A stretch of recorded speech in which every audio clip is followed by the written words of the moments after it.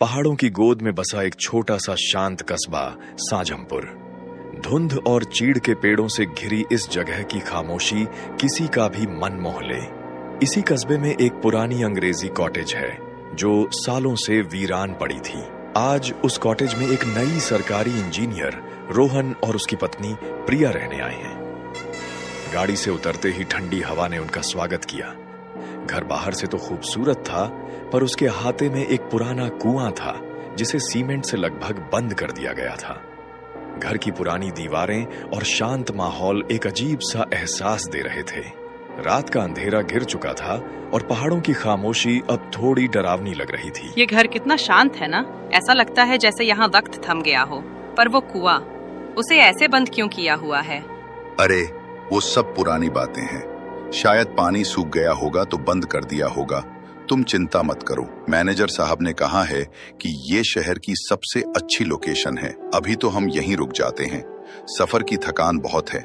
सुबह मुझे ऑफिस भी ज्वाइन करना है। ठीक है, जैसा आप कहें। अभी के लिए यहीं रुक जाते हैं।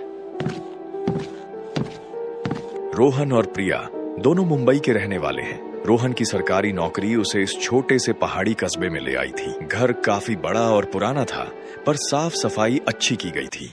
दोनों बहुत थके हुए थे, इसलिए जल्दी ही बिस्तर पर जाकर सो गए। आधी रात का समय था। बाहर घनी धुंध छाई हुई थी। तभी पानी में छपाक की आवाज से प्रिया की नींद खुल गई।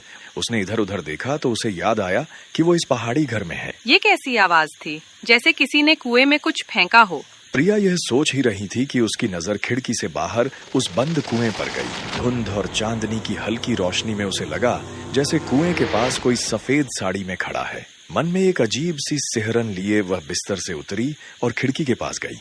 उसने बाहर झांका। बाहर घना कोहरा था और उस कुएं के पास अब कोई नहीं था। लेकिन मैंने किसी को देखा तो था। कोई औरत थी वहाँ। या ये मेरा वहम है? हाँ, वहम ही होगा। इतनी रात को वहाँ कौन खड़ा होगा? शायद नए घर और थकान की वजह से ऐसा लगा होगा। ये सोचकर प्रिया वापस अपने बिस्तर पर आकर सो गई। अगली सुबह रोहन ने अपने मैनेजर साहब से बात की। सर, वो घर बहुत अच्छा है, पर काफी अलग थलग है और मेरी पत्नी अकेली होती है, तो अगर कोई ज्यादा आबादी वाली जगह पर घर मिल जाता तो अच्छा होता। चिंता मत करो रोहन, तुम बस एक हफ्ता वहाँ एडजस्ट कर लो। मैं तुम्हारे लिए शहर के पास एक नए क्वार्टर का इंतजाम करवाता हूँ। क्या हुआ? क्या कहा मैनेजर साहब ने? हमें दूसरा घर मिल जाएगा ना? हाँ, मिल तो जाएगा, पर एक हफ्ता लगेगा। क्या 1 हफ्ते तक हमें इसी घर में रहना होगा? हाँ प्रिया, अभी और कोई चारा नहीं है। बस 1 हफ्ते की तो बात है, एडजस्ट कर लो, फिर हम नई जगह चले जाएंगे। इतना कहकर रोहन अपने ऑफिस के लिए निकल गया। प्रिया घर में अकेली थी। उसने घर के बाहर बगीचे में टहलने का सोचा। जो माहौल रात में डरावना लग रहा था, वो सुबह बहुत खूबसूरत था। चारों तरफ हरियाली और पहाड़ों का नजारा। लेकिन एक बात जो प्रिया को अजीब लग रही थी, वो था वो बंद कुआं। तभी वहां एक बूढ़ा माली आया जो बगीचे की देखभाल करता था। मैडम जी, आप नई आई हैं यहाँ? हाँ काका, मैं कल रात ही अपने पति के साथ आई हूँ। उनकी पोस्टिंग यहीं हुई है। अच्छा अच्छा, ये कॉटेज बहुत अच्छी है। बस एक बात का ध्यान रखना। कैसी बात काका? उस कुएं के पास रात में मत जाइएगा। वो जगह ठीक नहीं है। कहते हैं सालों पहले एक औरत ने उसमें कूदकर अपनी जान दे दी थी। तब से उसकी आत्मा वहीं भटकती है। क्या आप ये क्या कह रहे हैं? मैं तो बस आपको आगाह कर रहा हूँ। बाकी आपकी मर्जी। आप शहर के लोग इन बातों को नहीं मानते। इतना कहकर वो माली अपने काम में लग गया। माली की बातों ने प्रिया को सोच में डाल दिया था। माली ने ऐसा क्यों कहा? क्या सच में इस कुएं में कुछ है? कल रात जो मैंने देखा, क्या वो कोई आत्मा थी? नहीं, मैं कुछ ज्यादा ही सोच रही हूँ।